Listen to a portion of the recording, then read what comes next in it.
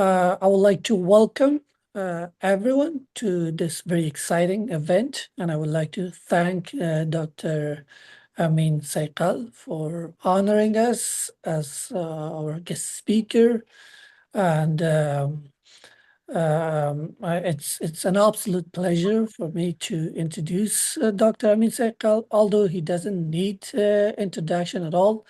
He's a prominent historian of Afghanistan. He's published numerous articles and books about Afghanistan and the region, including modern Afghanistan, which I and my colleagues at the American University of Afghanistan, as well as Alpha College of Liberal Arts and Sciences, have assigned to our history classes as a textbook. And therefore, most of you, our dear participants, are familiar with his work, and I know that you're excited to hear from him and learn from him. And also, his most recent book is this book, How to Lose a War, the story of America's intervention in Afghanistan. I was gifted this book, although you haven't signed it, Dr. Amin, so you owe me a signature. So today he's going to present this book. Dr. Amin Saikal is Emeritus Professor at Australia National University. He's also an adjunct professor at the University of Western Australia and Rajaratnam School of International Studies. He's an elected fellow at the Academy of Social Sciences and Vice Chancellor's Strategic Fellow at Victoria's University. He's also the recipient of the Order of Australia's Award. And recently he has published numerous articles about the ongoing conflict in the Middle East. So if you're interested in reading those op-eds, please just Google his name and you will find all of his publications there. But also we have listed his publications on our website at ALPA. We are not the publisher. We are just promoting the works of members of ALPA, and we are honored to do that for Dr. Amin Saikal. And so the agenda for today's event is that Dr. Amin is going to present for 35 minutes. After that, we will have a Q&A session. I will ask a few questions, and then I will read your questions to him from the chat box. So whenever you have questions, please write it down on the chat box.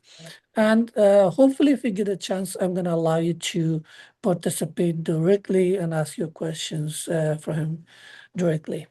Okay, so having said all that, the floor is yours, Dr. Amin. Please. Well, Dr. Bashir Mubashir, thank you very much for that very generous introduction, and I hope I'm not going to really disappoint you. I'm not normally a very good speaker, but anyway, I will do my best. And good afternoon from my zone to everybody there. I don't find it very easy to talk about Afghanistan simply because that one still has a sense of belonging despite being away from the country for quite a while. So every time that I think about the Afghanistan situation, I find it depressing, but at the same time, I remain hopeful that eventually the country will come out of the crisis that is experienced for so long. So I'm very, very thankful for you two for inviting me, and for me it is really privilege to interact with you and other members of ALPA, as well as the audience that we have today. My brief this afternoon from my zone is to look at the America's failed intervention in Afghanistan. Afghanistan, I mean, I wouldn't be tell you anything startling new to claim that Afghanistan has endured many hard blows in its historical journey, but not of a nature and intensity to which it has been subjected since the return of the Taliban to power in mid-2021. The country is indeed in the grip of long-term structural instability and insecurity. The Taliban's reign of terror is focused on transforming Afghanistan into what I really see as a totalitarian entity in the name of a version of Islam which has had no precedence and is not practiced anywhere else in the Muslim world. The country is in the process of becoming once again a hub for international terrorism, something that the United States intervention aimed at preventing in the wake of Al-Qaeda's 9/11 attacks on the US. After 2 decades of fighting a Taliban-led insurgency and engaging in state building, the United States and its allies found it compelling to cut their losses and bow out of Afghanistan, as the Soviets had done 40 years earlier, and of course Great Britain 2 centuries prior to that. The question of what caused America's Afghanistan debacle, or where the United States, backed by its NATO and non-NATO allies, which also included Australia, where I'm based now, went wrong has been widely debated and responds different perspectives from varying ideological, geopolitical, state building, and strategic vantage points have emerged. While many admirable works have been produced, some critical gaps still remain. To the best of my knowledge, there has not been an insightful and coherent expose of what led the United States to move from its initial light footprint approach to a heavy footprint approach. America's engagement in the complex task of state building in a country that traditionally lacked the necessary foundations for statehood marked a turning point in the US's campaign. Afghanistan never enjoyed a rough balance of power between the rulers and their subjects, between decision makers and decision takers, as the basic demand of legitimacy on the state.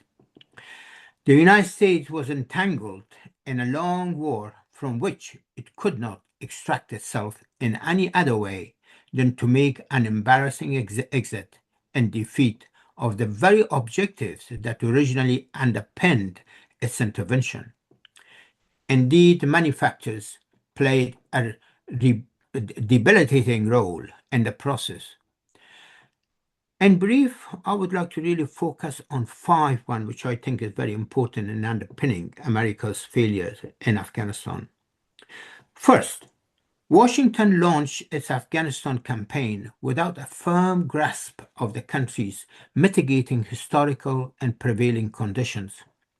It largely failed to consider Afghanistan's traditional existence as a socio-culturally divided and geographically besieged country, made up of a collection of many different micro-societies, with none commanding a majority.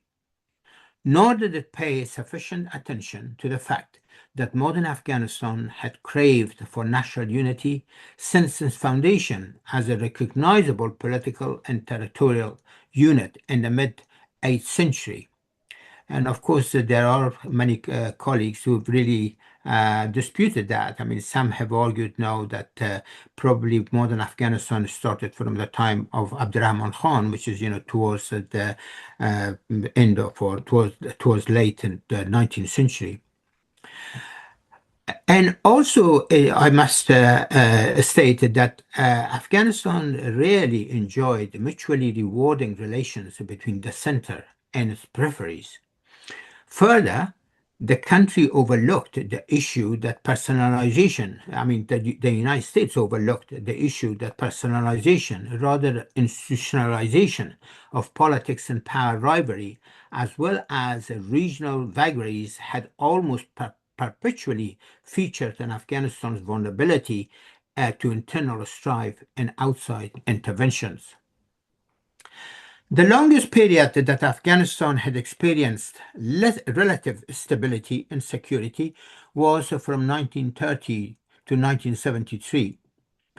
This was uniquely underpinned by a fragile but nonetheless workable triangular relationship that the monarchy had managed to forge with local power holders, or what's called the strongman, and the religious establishment against the backdrop of favorable post-World War II polarization of world politics.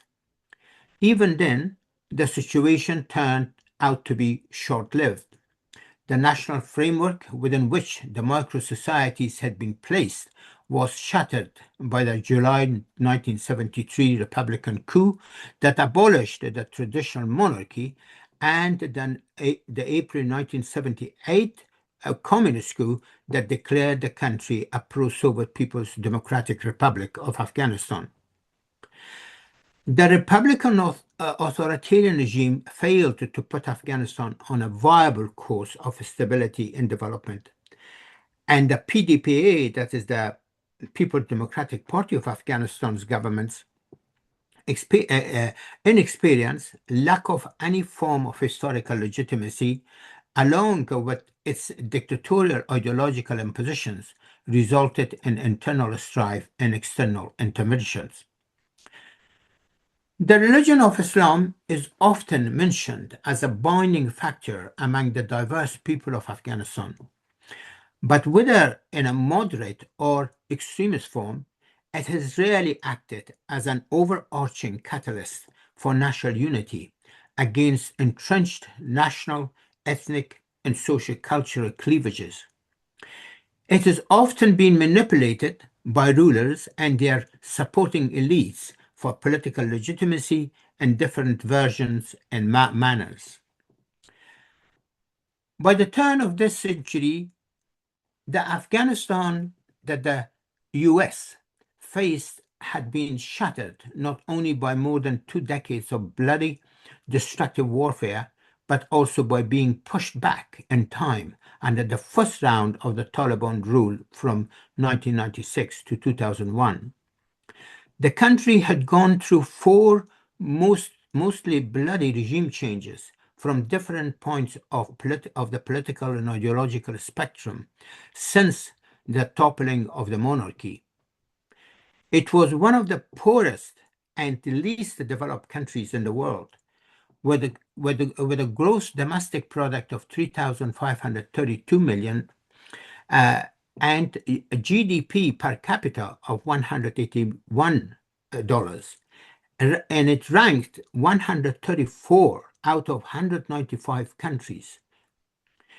It had very poor social services, especially in the areas of education and health, and one of the lowest life expectancies in the world. The country's literacy rate stood at approximately 15%. Afghanistan was essentially a rentier state, largely dependent on foreign aid, and wrapped in diverse traditional, ethno-tribal, and Islamic mores. However, driven by a mix of new conservative ideas, reborn Christian convictions, and ultranational zeal, as well as America's unique world power status, the assertive Republican George W. Bush's leadership was in a hurry to act for both domestic and foreign policy reasons. In a retaliatory response to 9/11, the Bush administration wanted to reassure the United States public of their security and to preserve and strengthen America's sole power position in the post-World War in the post-Cold War era. Despite the advice of one of the key architects of the intervention, that is Deputy Secretary of Defense Paul Wolfowitz, against getting bogged down in Afghanistan as the Soviets and British had done, President Bush had no time for any insights into the complexities of Afghanistan and its region. backed by several advisors, including CIA Director George Tenet. He, he appeared confident that America's brute force would rapidly prevail, enabling the United States to stabilize Afghanistan and help unfold a process of change that could endow the country with an acceptable system of governance within a relatively short period and at minimum cost. Embedded in this was an unrealistic expectation that the United States would be able to thin out its force deployment once presidential and parliamentary elections had taken place in Afghanistan in 4 to 5 years. Second factor is that the United States did not uproot the Taliban or their Al-Qaeda allies. It simply toppled the Taliban government and dispersed Al-Qaeda, whose leaders and main operatives escaped to Pakistan. U.S. Central Command declined General Jim Mattis's offer to decapitate both Al-Qaeda and Taliban. Instead, the U.S. Washington relied on a corrupt and poorly equipped Afghan warlord, Hazrat Ali, to do the job, who in return for money facilitated Osama bin Laden's escape and thus deprived America of capturing, dead or alive, its prime target. This, together with Washington taking on face value the assurance of Pakistan's military ruler, General Pervez Musharraf, that his government would back the U.S. against the Taliban and Al-Qaeda as Pakistan's long-standing clients, proved very costly for the United States. Former U.S. Ambassador and Commander of American forces in Afghanistan, Carl Eikenberry, says that these developments worked against any short-term operations in Afghanistan. The prolonged and agonizing hunt for bin Laden meant that the United States was compelled to deepen and widen its involvement in Afghanistan.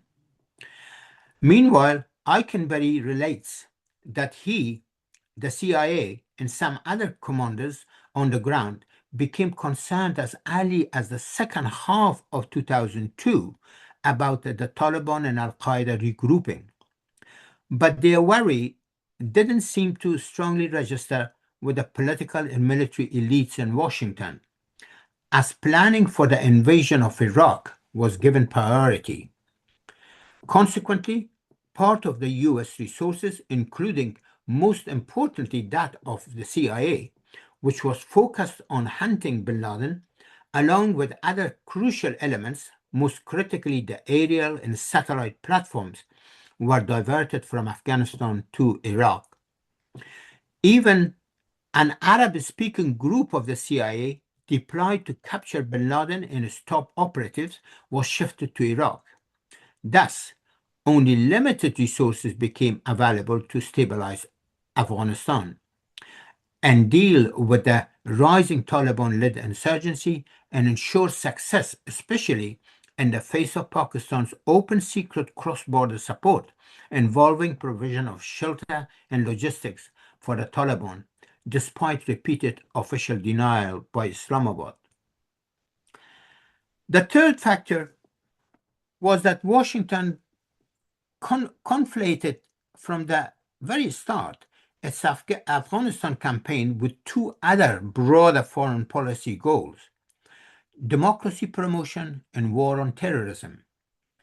Indeed, in the Bonn Conference of late 2001, which did not include the Taliban, a good number of Afghan intra-elite negotiators shared a common desire with the American delegation, headed by James Dobbins, who was instrumentally assisted by self-confessed neoconservative Afghan-American Zalmay Khalilzad, for a democratic roadmap. However, the Afghan negotiators did not know that the Bush administration's focus was also on linking democratization and fighting terrorism in Afghanistan to promoting democracy and the wider war on terrorism in the Middle East and beyond. Nor were they of the nor were they aware of the administration's broader neoconservative goal to restructure the world order in support of the United States as the sole post-Cold War superpower. The United States launched a military campaign in both Afghanistan and Iraq without a clear and detailed strategy or end game.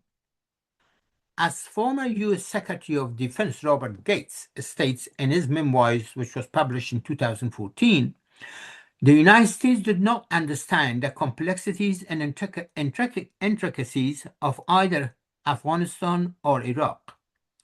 Its interventions began more or less as knee-jerk reaction rather than being embedded in well-thought-out plans of action, including measures that could enable it to deal with unforeseen developments.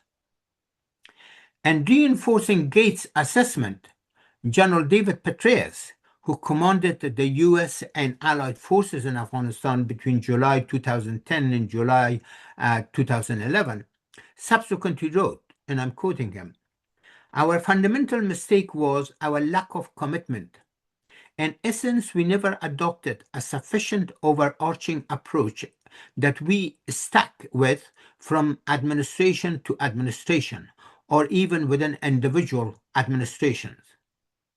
By the time attention and resources were once again truly devoted to Afghanistan, some 8 years later after the invasion, we had missed an opportunity to take advantage of protracted period of relatively little violence, which was really during the first 2 to 4 years of the intervention in Afghanistan, during which time the Taliban and other insurgent elements regrouped in Pakistan and then Afghanistan, and during which we could have made considerably greater strides in developing Afghan forces and institutions than we did. The end of the quote. The fourth factor, which is I regard very important in underpinning America's failures in Afghanistan, was that the United States could not secure a credible and effective partner on the ground in Afghanistan, something that also marred America's involvement in Iraq and before it in Vietnam.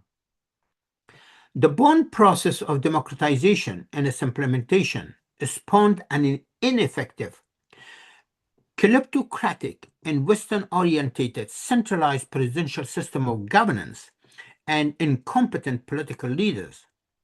This was so under both President Hamid Karzai and Ashraf Ghani, depriving the United States and its allies of competent and reliable Afghan partners and the necessary mechanisms of control on the ground.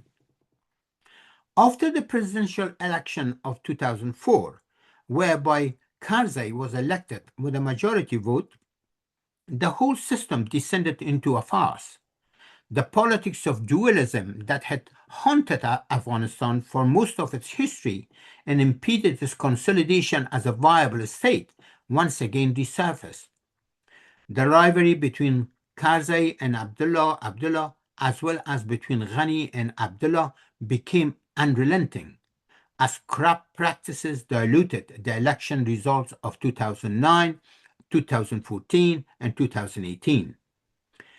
In all instances, the United States had to intervene to bring about a resolution where the length and cost of the war, as well as that of reconstruction, along with death and injuries of civilians, U.S. and Allied forces and the Afghan military soared beyond any reasonable expectation. By the time President Barack Obama assumed office in 2009, the objectives of stabilizing, securitizing, and democratizing Afghanistan had dissipated. The Afghan war had become unwinnable and the longest in U.S. history, prompting Obama in the first year of his presidency to revise America's Afghanistan policy. He set a date for withdrawal of most of the US and Allied troops by the end of 2014 as part of a strategy of military exit by 2016. The United States involvement was now clearly timed rather than condition-based, which was music to the ears of the Taliban and their supporters. The finding and killing of bin Laden near Islamabad on the 2nd of May 2011 only further strengthened Obama's resolve about a troop exit. The US, from his point of view, the US had finally got its main target, which was the main rationale for America's intervention in Afghanistan. Indeed, neither Obama nor Donald Trump nor Joe Biden, who completed the withdrawal process, wished to have anything less than a respectable forced departure. But the weaknesses of the Afghan governments increasingly became the strength of the Taliban. Washington's policy of Afghanizing the war by bolstering Afghan security capability, protecting the urban centers, and pressuring Pakistan simply did not work and came too late. The choices at the end were either to remain militarily engaged at growing human and material cost for many more years or cut their losses and make an exit. The fifth factor, which I regard as again important in explaining the reasons for America's defeat in Afghanistan, was the absence of a viable strategy that could coordinate the three critical dimensions of state building, that is, the military, politics, and reconstruction. This played its part in the overall failure. The United States and Allied forces made a promising start, but you could not maintain an upward trajectory if the other two dimensions, that is, the political and the reconstruction dimensions, did not work effectively. Failures on the political front under both President Karzai and President Ghani, and in many reconstruction projects that could have brought more benefits to a majority of the poor and traumatized citizens rather than to those in positions of power and influence, eroded the basis for meaningful and productive civil, military, and state society relationships. The resultant growing public discontent became palpable. The situation was further complicated by the lack of a unity of purpose and actions between the United States and Allied forces. After laboring for the first few years under separate coalition and international security force, that is ISAF, commands, these forces, I mean the coalition and the ISAF forces coalesced under a single NATO leadership. Even so, their operations were influenced not only by their individual military cultures and discharge of responsibility to their own governments, but also by reporting to different sources. For example, the US commanders on the ground had to report to the overall commander, to the Pentagon, and to the White House. There was no nationally united framework within which all forces could operate in full coordination. In the face of unforeseen contingencies, both the United States and Allied forces had to resort to piecemeal operations within many strategies. This factor also affected the training of the Afghan forces. Different allies took on the training of the Afghan National Army and security forces and Afghan National Police in their own ways. While suffering from a shortage of military equipment and ammunition, as well as desertion and corruption involving listing ghost soldiers and siphoning defense funding into private pockets, the Afghan forces' capability never reached a point where they could operate independently of foreign forces or without US air cover. The flawed peace agreement with the Taliban of February 2020, which retired General Frank McKinsey now claims was one of the worst negotiating mistakes ever made by the US, was not inevitable, but was the best that someone like Khalilzad could achieve. Khalilzad has been widely criticized for not showing any loyalty to his country of birth, but he was missioned to fulfill the wishes of his impulsive president and long-standing critic of the Afghan war, that is President Donald Trump, who had famously told his Secretary of State Mike Pompeo, "We are going to get the hell out of Afghanistan." Khalilzad had the option of abandoning his mission, but he chose not to, as he found it expedient to remain loyal to his political career and service to the Trump leadership. The fact that he was born and bred in Afghanistan carried little or no weight in his approach. Khalilzad and Ghani harbored intellectual and political competition, but Khalilzad had the upper hand. He worked on behalf of and for the United States as the real power, or on whose support Ghani was dependent for his political survival in Afghanistan. President Biden, who enacted the final stage of the chaotic US pullout, essentially followed the withdrawal process that had begun under Obama and was accelerated under Trump.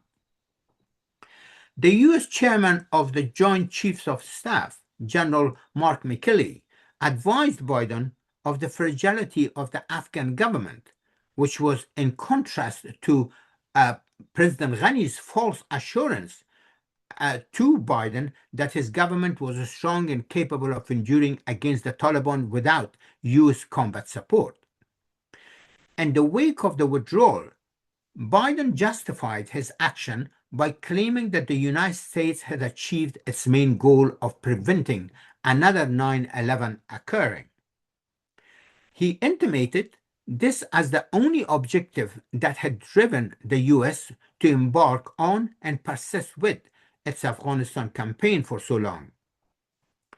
Yet, he overlooked the fact that in addition to revenging the 9/11 attacks, the United States had also committed itself to Afghanistan's transition to a stable, secure, and viable reconstructed state so that it would never again become a nest for terrorism. No wonder that General Milley subsequently branded the Afghanistan war a strategic failure. By mid-August 2001, President Ghani's weak and unpopular government and military apparatus rapidly disintegrated, and Ghani found it expedient, along with some of his top officials, to flee the country. The Taliban reassumed power in Kabul without firing a shot. The US and its allies had to resort to an emergency evacuation, with confronting images that resembled those of America's defeat in Vietnam more than 4 decades earlier. Although Khalilzad had marketed the Doha peace deal on an assumption that the Taliban had changed for the better, this was not to be the case. Indeed, Taliban 2.0 quickly proved to be more ideological, tribal, repressive, and discriminatory than before, while subjecting and depriving girls and women of all their basic rights. They also availed wider space and assistance to various violent extremist groups, including Al-Qaeda and Pakistan's Taliban, that is, Tehrik-e-Taliban Pakistan, at the cost of their long-standing patron-client relationship with Pakistan. As early as June 2023, a United States Nation Security Council report and concluded the Taliban in power as the de facto authorities in Afghanistan have reverted to the exclusionary, Pashtun-centered, autocratic policies of the administration of the 1990s. The link between the Taliban and both Al-Qaeda and Tehrik-e-Taliban Pakistan remains strong and symbiotic. A range of terrorist groups have greater freedom of maneuver under the Taliban de facto authorities. They are making good use of this, and the threat of terrorism is arising in both Afghanistan and the region. The findings of this report, this UN report, have been confirmed by several subsequent UN or United Nations warnings about the rising danger of terrorism from Taliban-led or Taliban-governed Afghanistan. The United States Afghanistan defeat epitomized the case of a big power losing another small anti-insurgency war, similar to America's Vietnam and Iraq fiascos. Looking back at the America's Afghanistan campaign, General Eikenberry or Ambassador Eikenberry has argued that perhaps following the United States overthrow of the Taliban regime, Afghanistan should have become a UN trusteeship. Afghanistan was the first ground of America's involvement in democratic state building and fighting terrorism. The success or failure of the Afghan experiment thus had important implications for the future of not only Afghanistan, but also America's broader foreign policy goals. The Afghanistan failure seriously dented the United States' credibility. This raises the question of whether the Bush administration ever had any real intention other than to use its intervention in Afghanistan to legitimize its wider and unmanageable foreign policy goals. Some analysts have pointed out that America's Afghanistan fiasco emboldened United States adversaries in general and Russia in particular, as President Vladimir Putin found it opportune to start invading Ukraine in February 2022 in order to fulfill his expansionist expectations or ambitions. If Afghanistan's history and the US interventions tell us one thing, it is that no single group, with or without the support of an outside player, can succeed in creating the necessary conditions for modern statehood in Afghanistan. Only a multi-ethnically, popular-based coalition stands a chance of moving the country forward to stability, security, prosperity, and national unity. The Taliban's rule by force and politics of exclusivity and ethno-tribal supremacy is doomed in the medium to long run, as has been the case historically with any other groups along different points of the political and social spectrum in the country. The future of Afghanistan rests on close cooperation between the internal forces of resistance and external pressure to prompt the Taliban to change their ways for a negotiated political settlement or be eventually driven out of power, though at more unspeakable cost for the people of Afghanistan. The task is by no means easy. The Taliban Afghanistan is not the same as the Islamic State, that are obliged to two contrasting US-led and Russo-Iranian alliances with a common purpose to at least disfranchise the IS or the Islamic State territorially, if not ideologically and operationally, as the ISIS still persists. The Taliban are comparable ideologically and practically to the Islamic State, and its Khorasan branch, that is ISK, operating in Afghanistan since 2016. But they are militarily, this is the Taliban. The Taliban are militarily better equipped and more battle hardened than the Islamic State fighters, given their inheritance of $7.1 billion worth of light and heavy arms from the departing American and Allied forces. As the situation stands, and the way I see it, the Taliban have acted with more military strength than the Islamic State counterparts and turning Afghanistan into a hospitable lodge for various violent extremist groups, to the deep regret of the people of Afghanistan and concern of the international community. Let me just conclude by this last sentence saying that once again, the way I see it, the future of Afghanistan hangs in the balance. Thank you very much. Let me just stop there and open the floor for discussion. And I'm sure that our friends, they're all would not really agree with me, but I'm very happy to take their comments and questions. Thank you so much for your very insightful presentation that highlighted a lot of factors and decisions by the U.S. government and many other domestic and international actors that basically led to the failure of the America's intervention in Afghanistan. I would like to, I think I should have done this at the beginning. I apologize to the participants and the attendees from Afghanistan because of the confusion about the timing.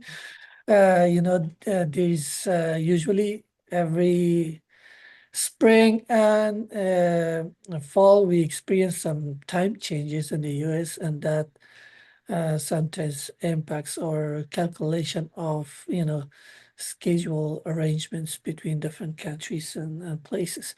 But please write down your questions, or you can and I will try to read them, and if there's a chance I will give you time to ask those questions directly. I have a couple of questions, but before that, I just saw a question by one of our students here, Nargis Hamidi, who asks where she can find the book to read, this book. So I guess that's a very important question since the presentation was about the book. The book is available through widely outlets, including Amazon.com and all the other major bookstores, both in the United States as well around the world. Okay, so let me ask you a follow-up question. Are we going to expect a Persian and Pashto version of the book so that's more available to broader audience in Afghanistan? Has there been any kind of discussion about that? There have been some discussions, but because the book is still relatively new, the publisher, the Yale University Press, would like to maintain the English version, I think, for a bit longer. And then I'm hoping very much that a brilliant Dari and Farsi speaker will come forward and say that we would like to really translate this.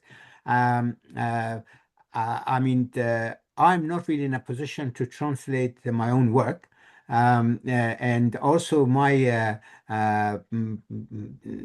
Dari is quite rusty to some extent, although I'm a fluent speaker and I read it and write it and everything else.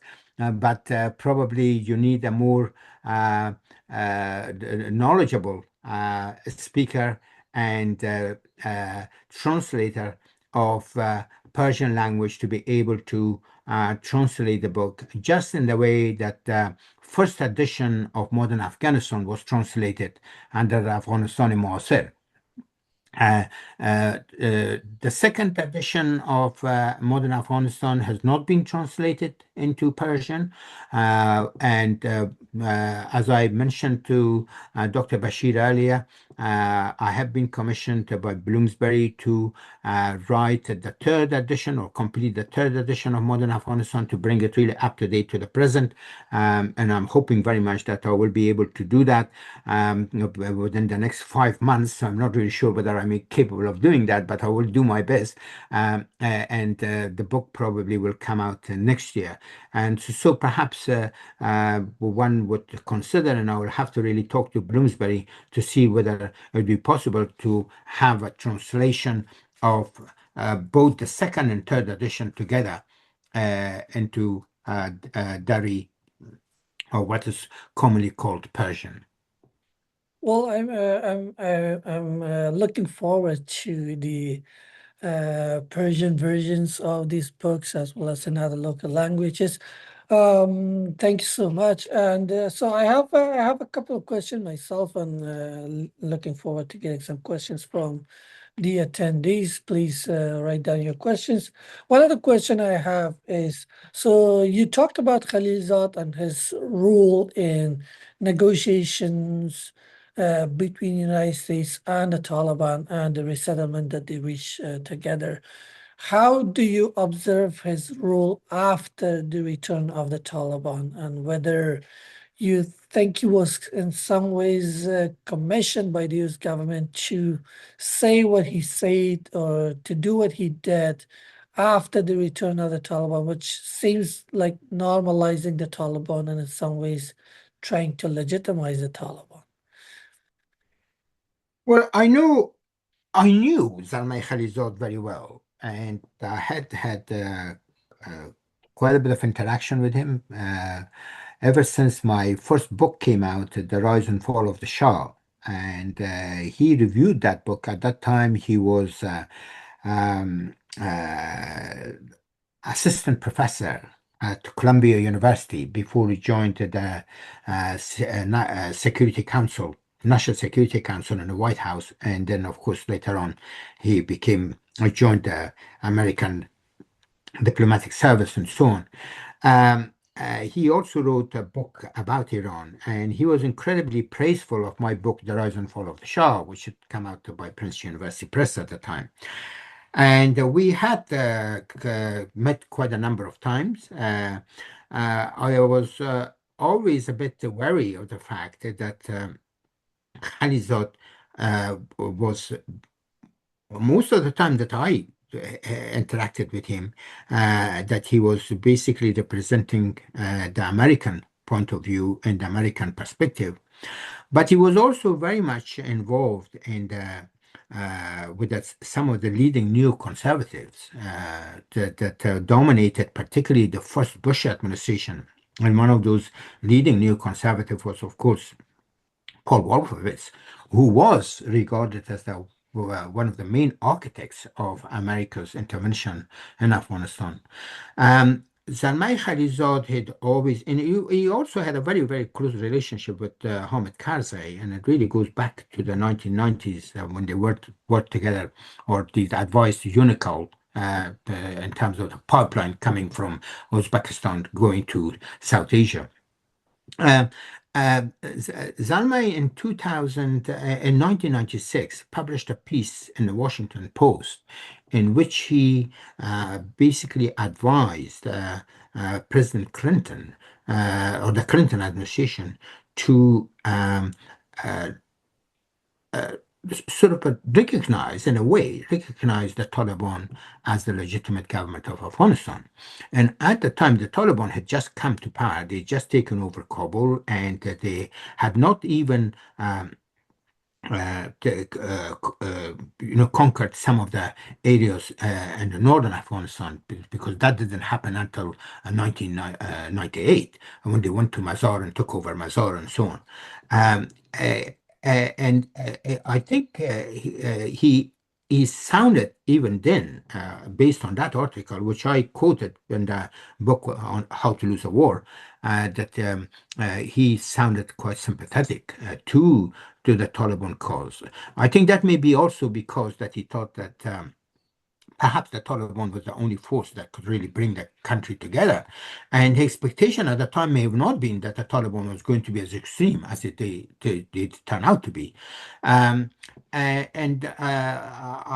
think that understanding sort of was sort of colored his view of the not only or his approach to the Taliban, but also to Afghanistan as a whole.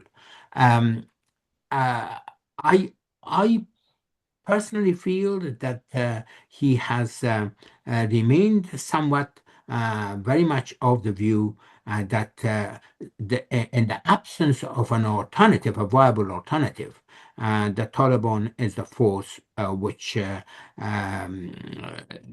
least brought a degree of security to the country, and therefore he should really try to improve the relations between the United States and the Taliban.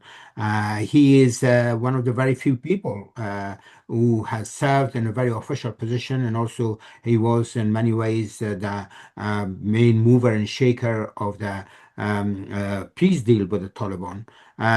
That has remained quite sympathetic to the Taliban position, and that is really continued to the present day. And I must really admit that lately I have not seen any tweets by him. He was very quick to send a lot of tweets before, but he's gone relatively quiet, and he has not really commented. And particularly the current war, because he was also America's ambassador to Iraq, and he was very also America's envoy for the Kurds in northern Iraq. And as I understand, and what has been reported, that he also has some business dealings in the Kurdistan and northern parts of Iraq, and so on. But he has gone relatively quiet, and I'm not really sure whether that is because that he thinks that this is not now the time to run commentaries. But he has in the past been very much, as you all know, active in terms of advising the Washington to be more lenient towards the Taliban.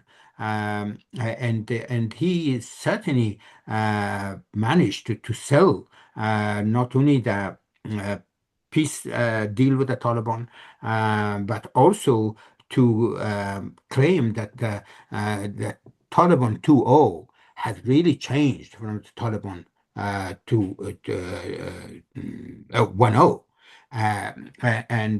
I was very skeptical of that. And I must also really say that when he published his piece in the Washington Post, that this is in 1996, I did publish a piece which basically countered his argument in the International Herald Tribune, in which I said that look, the Taliban has just come to power, and we really don't know what is the ideological and the political direction of this group that's taken power, and therefore it is too early to pass judgment in terms of advising either the American government or, for that matter, any other government to come forward and give credibility to the Taliban government. But of course, that was the difference of perspective between what Khalilzad was pushing and what I had put forward. Thank you so much. We are starting to get questions from students here. There's one question I would like to ask. It's in some ways relevant, but maybe not so much relevant to the content of the presentation today. But I think it's very important for the students of history to know this from a prominent historians of Afghanistan. So the question is like this. I was a school student, and I was interested in reading history, but the only thing I learned from the history and the way it was taught at high school and middle school and even before that was just it's a set of times and dates and a set of incidents and stories and maybe wars and conflicts, but that was it really. But really, his history is more than that. It's sort of a framework where you can um, establish pattern or find out the patterns of behaviors across time and you know and to draw conclusions from that in order to explain present and make predictions about future. So I guess my question is, what's your advice for students uh, in terms of how they should read and write history?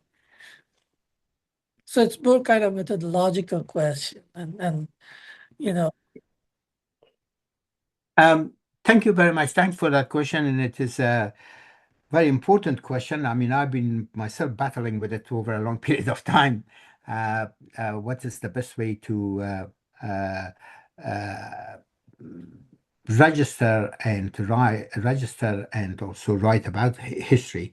Um, I mean, I did my schooling in Afghanistan, the primary school and the secondary school, and I remember that it was very rare that we were encouraged to apply critical thinking in studying the history, as was pointed out. I mean, they were just basically giving us the basic facts and the dates and what really happened, and also the history books which were available to us was very much geared towards the political standing of the government of the day or the leadership of the day.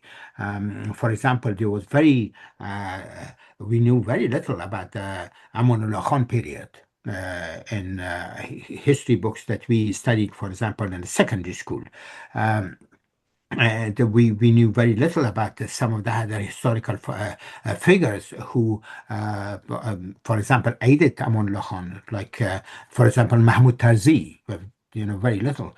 I went from year 10 on a scholarship to the United States. Those days they had this program called American Field Service, that a number of students who were recruited through examinations, through a number of tests and so on, and went to the United States.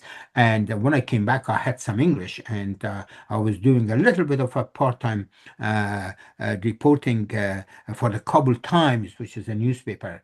Before then, I left. I wasn't there for very long, and I left, and I got a scholarship, came to Australia, and I published a piece on Mahmoud Tarzi, and I remember that I went and interviewed Mahmoud Tarzi's son, who was the head of Garzandoui at the Ministry of Information and Culture. And he warned me against publishing anything about Mahmoud Tarzi, because he said that the reigning authorities, that is during the Zahir Shah, would not really like any mention of Tarzi. But anyway, the piece was published in the Kabul Times, and that was the first time that actually something was published. But of course, that was in English, and not many Afghans could really read it. So more for consumption of foreigners rather than the Afghans. So I think it is important to look at history from a more critical lens. History History is essentially an interpretation of events, but the important thing is that how closely you can really interpret those events, and then how to bring those interpretations really bring together in order to explain the circumstances of the time and the conditions of living of the time. Uh, it is important to question even some of the historical facts, simply because that facts in terms of dates and places, well, that's all fine. But in terms of claims that are made by various writers as facts, I think those would have to be examined. they will have to be corroborated. You have to really check it against other sources to make sure that the interpretation that you drive is really very close to the reality of the situation at the time.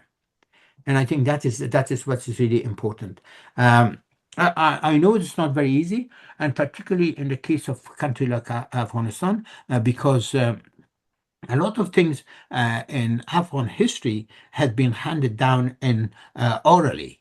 And we don't have a lot of them, particularly if you go back, okay, there are documents for the 19th century, some of the things happened and so on. But anything before that, we really don't have a lot of historical evidence or historical documents on which we could rely in order to write history of Afghanistan, whether it's a political history or social history or the economic history of the country. So I think it is very important to adopt a more critical approach in terms of questioning everything that you come across and corroborating it. I mean, from different sources in order to be able to get closer to what may be presented as the most realistic explanation of the particular periods in history. All right, thank you. So we have a question from Fatima Quraishi. And the question is, well, first of all, she thank you and for the presentation and answering all the questions. And her question is, looking at Afghanistan's history, why has women's progress been so fragile, and how can it become more permanent? So I guess it's about history of women's rights and women's participation in society and politics in Afghanistan. Well, I think, thank you very much for that question, but my heart bleeds when I think about the status of women in today's Afghanistan and what has really transpired since the Taliban have taken over. The women in Afghanistan have historically been a more suppressed segment of the society, and that has been based on all sorts of religious and tribal and cultural dictates, which really come together in order to really make the woman as a second-class citizen in the country. Um, and I think what is really has been happening in the last 4 or 5 years, I think is incredibly depressing.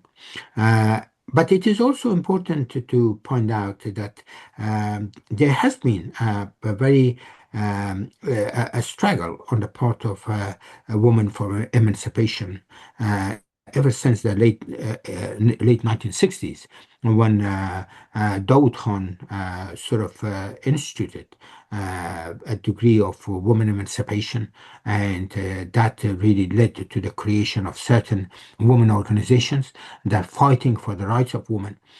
Of course, it's really accelerated to some extent under the more secular rule of the PDPA. I mean, the People's Democratic Party of Afghanistan, but more so, I think, during the U.S. intervention and under the presidency of Hamid Karzai as well Ashraf Ghani. And it was really good to see that 2004, the Constitution of 2004 actually enshrined the rights of the woman in terms of participating in not only in the political sphere, but also in the building of their own of their society and so on. And I think that was very, very significant. But still, there was even during this period of that 20 years, there was a lot of discrimination against women. And I do recall that in 2010, when I was invited to Kabul to address the ISAF in the Green Zone about what to do, how to go about things next. My middle daughter went with me for the first time. The only members of my own family who went visited Afghanistan, and at that time she was doing final year high school or first year medicine at the university. And she was really appalled to see how still women remain quite suppressed in the country. I think the history of women rights in Afghanistan has been a history of struggle. Of course, the whole process started during Amanullah Khan. I mean, he was the one that who was willing to set the example, and particularly his own wife, Saraya, to set the example. But at the same time, many cultural and tribal and religious barriers have been coming to fore, and therefore has impeded the women movements in the country to achieve greater goals in terms of their participation in the life of the country from different perspectives and in different areas. All right, thank you. So I'm going to actually rephrase Parisa Rahimi's question. And her question is, what are some differences between the Taliban and the Republic government, particularly Ashraf Ghani's government, in terms of their organization, ideology, goals, or whatever that made the Taliban more successful against the government that was actually supported by many powerful countries from around the world? In other words, how, in what ways what were some ways that made the Taliban more successful than the Republic government? Yeah, okay, so. Well, I think one of the factors that has made the Taliban more successful in terms of imposing their rule on the country is that its monopolization of the religion. That they are the true owners of Islam. And the Islam that they are preaching is the pristine Islam. Despite the fact that the Islam that they are preaching and implementing is a unique version that is not really practiced anywhere else in the Muslim world. This is more of is sort of based on a Salafi Deobandi schools of Islamic thought, which is incredibly very strict in terms of application of Islam. It is more of a quote unquote extremist jihadi version of Islam as against an ijtihadi version that is a more reformist version of Islam. That is that the religion is interpreted and applied creatively based on human reasoning according to the changing times and changing eras. And that is what has been very important in terms of continuity of Islam. It is more the ijtihadi aspects of Islam, not necessarily the jihadi, which is a more narrow version and a narrow focused version of Islam. So what the Taliban have done, that the Islam that they brought in, they claim that this is really the true Islam. And let's not really forget that still a majority of the Afghan population are not, they are very devout Muslims, and they are not as much versed in different versions of Islam that have historically come into existence and have been applied more or less for political legitimation by many rulers and groups.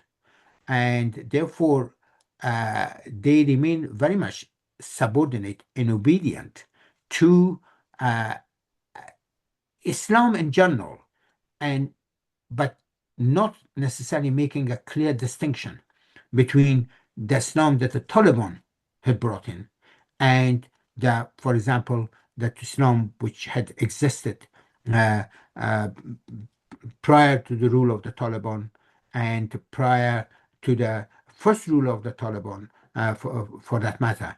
I personally feel that I think the Taliban, the Islam that had been historically practiced in Afghanistan was more of a village Islam, which was very much, and it was a moderate form of Islam, which very much centered around the preaching of the local religious leaders and people basically learning from them. In terms of their devotion to the religion and the practice of the religion. But extremist Islamism, extremist political Islamism, had not really existed in Afghanistan prior to the rule of the Taliban. It was basically brought in from Pakistan, and and some of the Mujahideen groups are also largely responsible for that.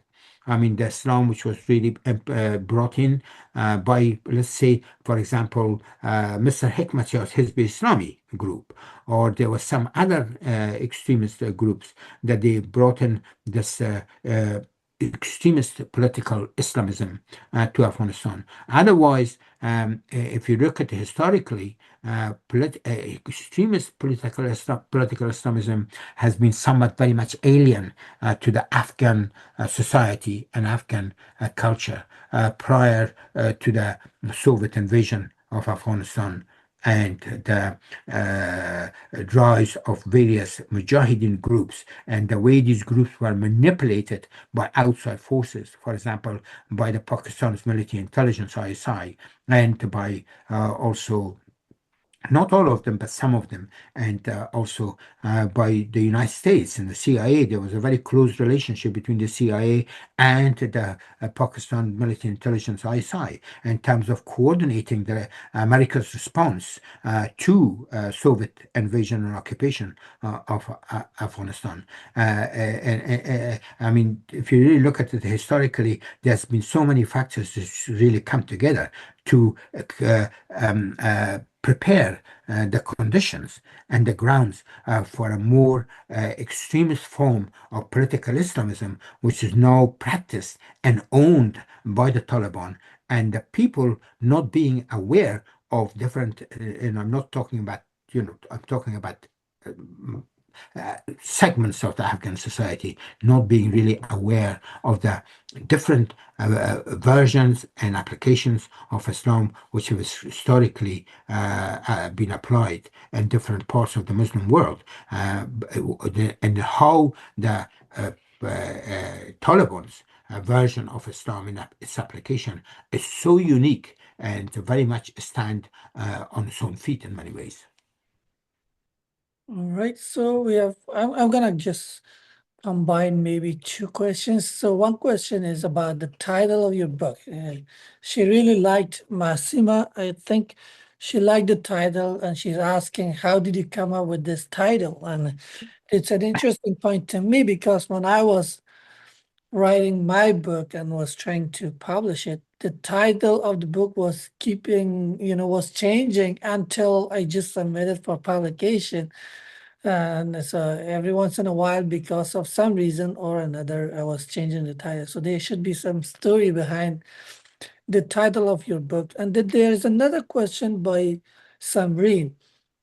And she's asking about the failure of democracy. She's asking if this failure was because the people were not ready for it. In other words, there were some sociological problems where the society wasn't ready for a democratic kind of regime.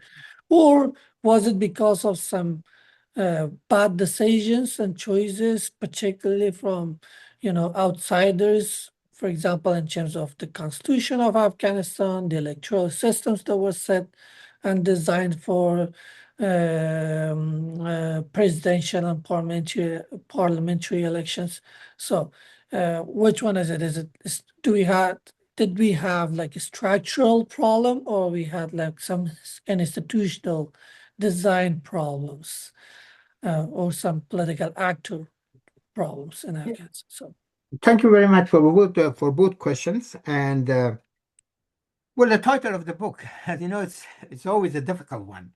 The publishers always would like to have a eye-catching title, whereas the scholars would like to have a title which is very closely linked to the content of the book. So we went through sort of a couple of phases and selecting How to Lose a War and the story of America's intervention in Afghanistan. I initially was very much in favor of a title, sort of America's failure in Afghanistan. But the publisher said, no, this is not really. We need something to be more eye-catching and marketable, sort of, because they always keep an eye on the cost and income, for them. So then one very senior American policymaker said, suggested, how about America's perdition to hell? And something like that, how the United States walked into hell in Afghanistan. Anyway, and then finally, the publisher and I reached the conclusion that the book is really about how the United States failed in Afghanistan. And therefore, we settled on the title that you see on the book. How to Lose a War. I mean, many people have written books about how to win a war, but this is really how to lose a war, which is very much also, it can explain, for example, America's involvement in Iraq and how the United States really lost that one, or America's involvement in Vietnam, how it got lost. And now, if you really read this book, it also might make you really think about how the United States' current confrontation with Iran is likely to end. Would it really go down the same path as that in Afghanistan and Iraq and Vietnam, or it is going to be somewhat really different? And I think that story has to be written as the war is still continuing, and it's not really. But once the war is ended, then I think we will be in a position to see that how this war has ended, or may have ended, or may have not ended, in the way that U.S. involvement in Afghanistan ended, U.S. involvement in Vietnam and Iraq ended. On a question of the failure. I mean, one of the things which has been really debated quite a bit is whether the Afghanistan's conditions were really ready for the kind of democratizations that the United States was really pushing for. And some of the Afghan leaders who participated in the Bonn conference was very much in favor of. One of the I edited a book which called Democratizations in the Middle East. We looked at a number of cases, and that came out by the United Nations University Press a few years ago. One of the conclusions that we came up with, and particularly in relation to Middle Eastern countries, because if you really look at across the Muslim Middle East, I mean, it's really covered by either a form of authoritarianism or a form of concealed authoritarianism. And by concealed authoritarianism, I mean that they do have elections, they do have parliament and everything else, but it's not really competitive, and the people are not really provided the choices that they can make, and the elections are not fair and free, which is really take place. So it says one of the conclusion is that perhaps what was really needed to first focus on liberty, and then from a position of liberty move to democracy. In other words, try to strengthen civil society as much as you can, educate the civil society, to say, disseminate as much information about the democratic values, and that involves freedom of expression and freedom of the press and all these sort of things, but not necessarily and in terms of a wholesale democracy. Of course, what really came into existence in Afghanistan during the 2 decades of quote unquote democratic period or liberal period was sort of a primitive democracy, not substantive democracy. In other words, the authorities or the people who were pushing for democratization of Afghanistan did not really succeed in terms of laying down the necessary institutions which could lead the people towards democracy, rather than actually claiming that democracy should be entrenched from the very beginning. I think it is. I mean, one of the features of Afghan history has been, if you really look at it, is that politics has all been personalized rather institutionalized. Political and